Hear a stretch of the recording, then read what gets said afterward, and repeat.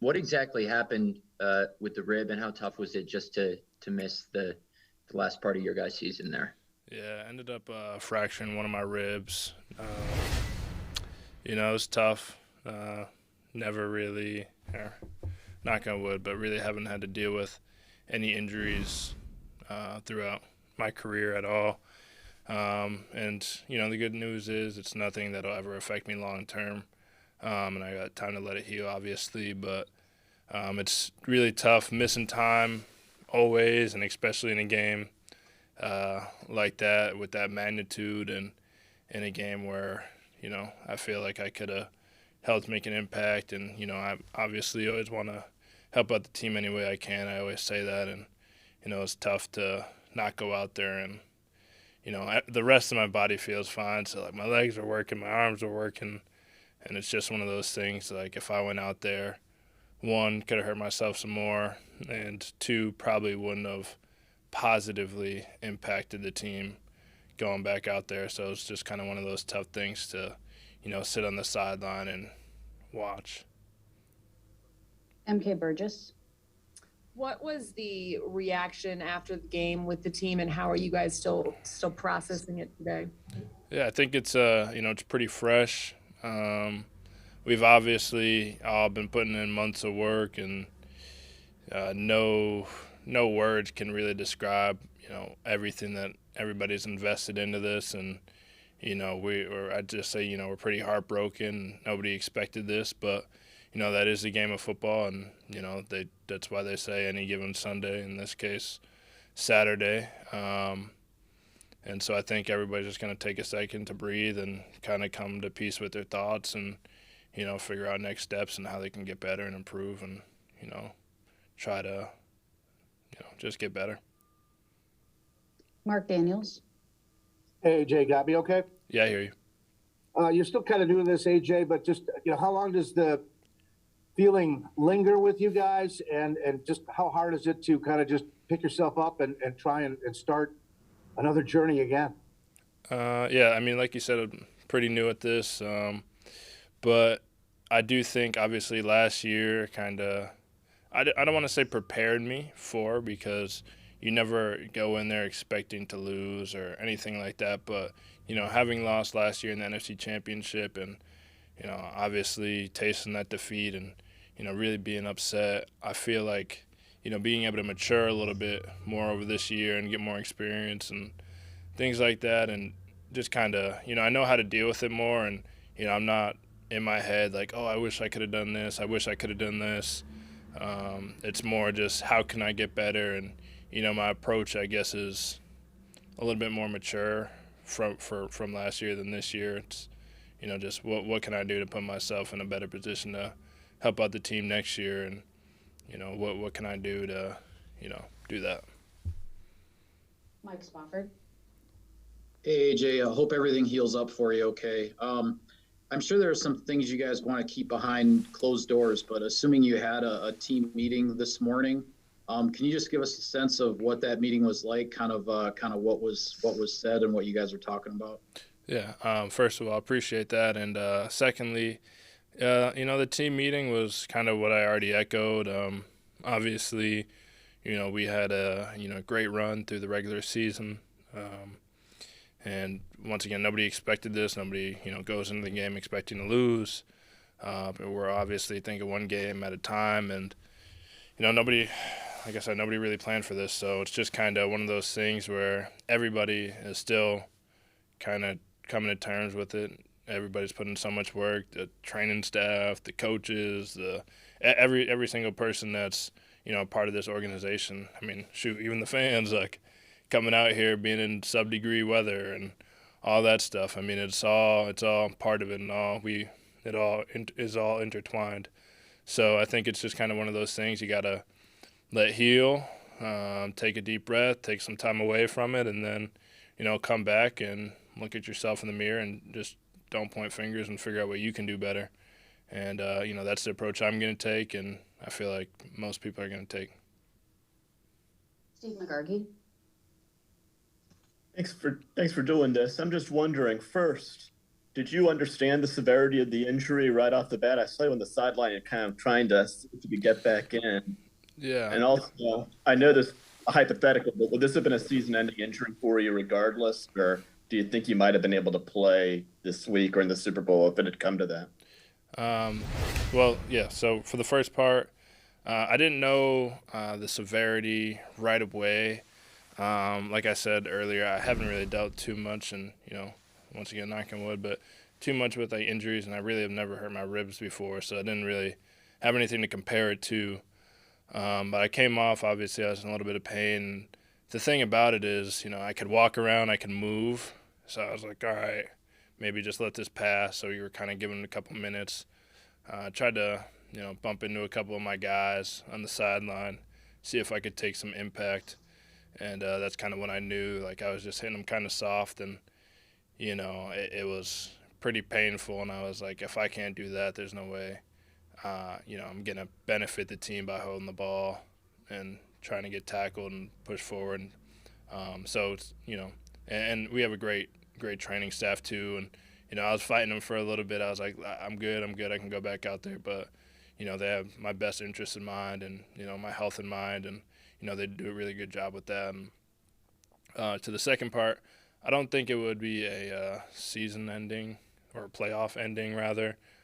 Probably wouldn't have been able to play this week, but with the bye week that you get before the Super Bowl, I think I would have been able to be back before then. It wouldn't have been the most fun feeling, but I think I could have definitely dealt with it at that point. But just nothing really you can do for ribs. You just kind of gotta let it heal on its own. Just sit back and find a good spot on the couch, I guess now. On Silverstein. AJ, you must have taken 400 hits over the course of the season, and this one happens to get to your ribs. Was it a helmet? Do you know? Have you watched it again yet, or any idea how it happened? Yeah, it was on a special teams play. It was on KOR, and I was blocking my guy, and there's a pile up, and someone's knee just came down when I was on my back, and we were all falling down. Someone's knee just came and hit me on my ribs, and just one of those weird football injuries. I kind of wish it was I was running the ball and got hit really hard, and I could say, shoot, somebody just got the better of me. But just one of those weird football things that happens, just knee to the chest while I'm on the ground, and, reminder that you're not invincible. Brian Wood. AJ, you mentioned the great regular season run. Just like last year, had a great regular season run. And this is 2 straight years that you guys just didn't play like the team you are in the postseason. I'm curious why you think that is. Have you taken any inventory of why you guys just played so differently than the way you did leading up to those losses? Yeah, every game is different. Every game has its own challenges. Comparing one game here and one game there, you're going to find so many differences. So I don't think it's, one thing. I think, on both sides of the ball, I think everybody played really hard. It's just kind of these games, the stakes are higher, and it's just one play here, one play there. And, even on the other side of the ball, I'm sure if, the tide would have turned the other way, they'd have been saying the same thing. There's plays guys could have made here, guys could have made there, but that's just football. Sometimes the ball just doesn't bounce your way. But right now there's no secret formula. There's nobody you can just point at. It's a team game. It's a team effort, team results. So, as a team, we got to just take a second and come back, and we'll get it. We'll get it done. It's gonna happen. But we just gotta stick together and figure it out. Chris Roth. Hey, AJ, I realize it's still fresh, but you did just say, hey, we'll stick together. We'll find a way. We'll get it done. Have you contemplated the fact that you may have to do that with an entirely different looking roster? As well as we do, all the big names that are uncertain for 2022. Is there a confidence among you young guys who will be here that regardless, you can find a way, you can get it done? Have you had any of those discussions with some of your fellow young colleagues, if you will? We haven't had those discussions, or at least I haven't had any discussions like that yet. Like I said, we're still taking this all in, and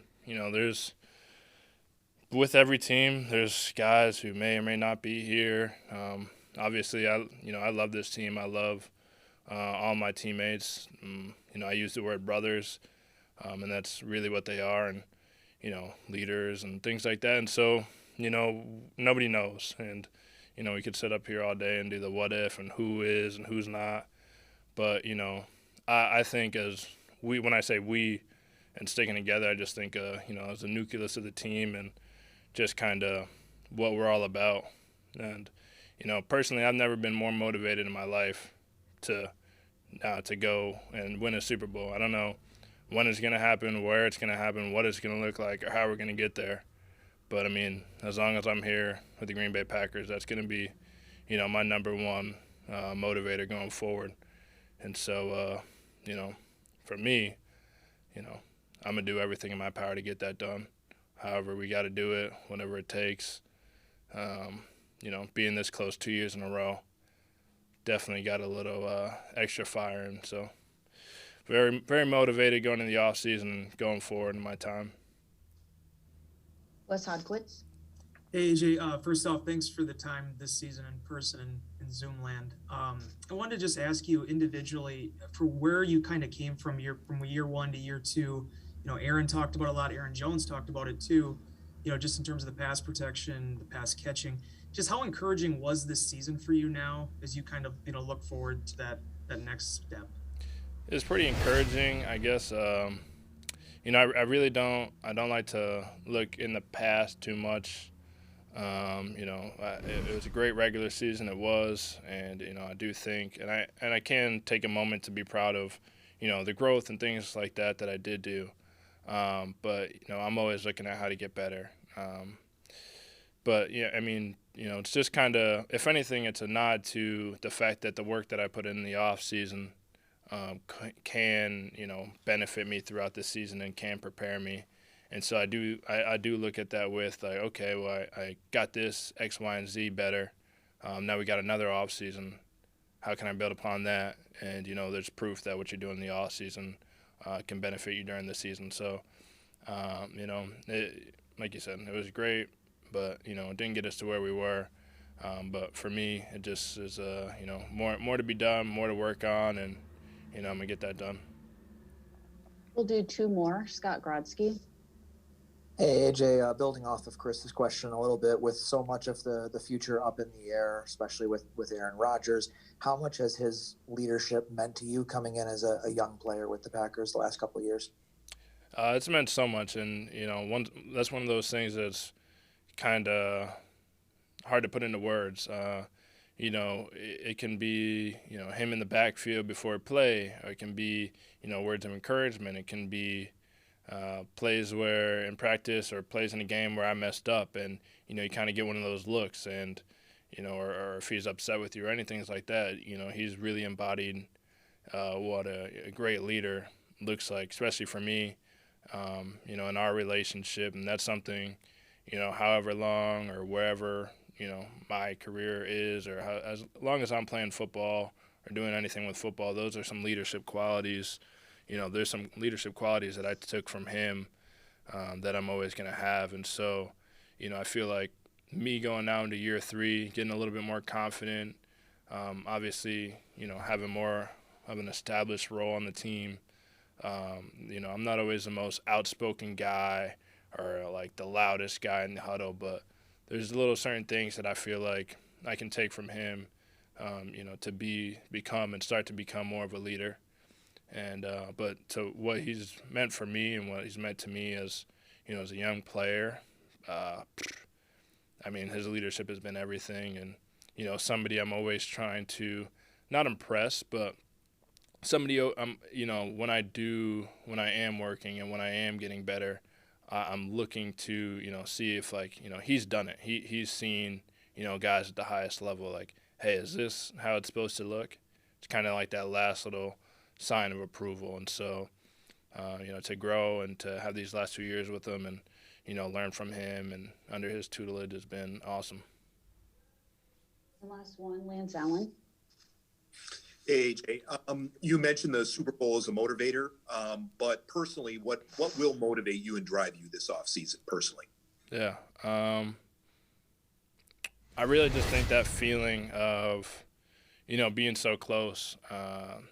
Anytime, no matter what it is, you're putting in a lot of work and a lot of effort into something, and you fall short, it kind of drives you to go ahead and get it. And, these last 2 years and just, what I really think it is, honestly, for me, I'm what they would call a Green Bay for lifer. You see it all the time. I'm talking about Door County. My fiance and I just got a house here. And I said, regardless of football, this is where I'm going to be living. And it's no shock that, Green Bay, the Packers are big, pretty much the nucleus of Green Bay, and everything kind of runs through the Packers. And, it's more than just, the team that I'm playing on. It's a pride thing now.